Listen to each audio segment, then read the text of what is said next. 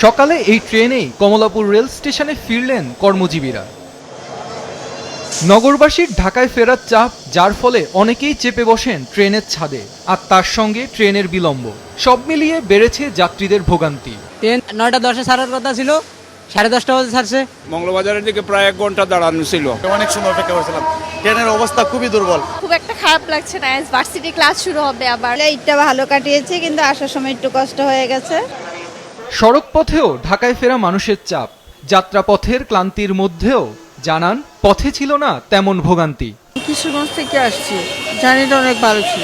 আমার বাবা মামি নানা নানু সবার সঙ্গে হ্যালো, হারামি তো আমার অভাব নাই।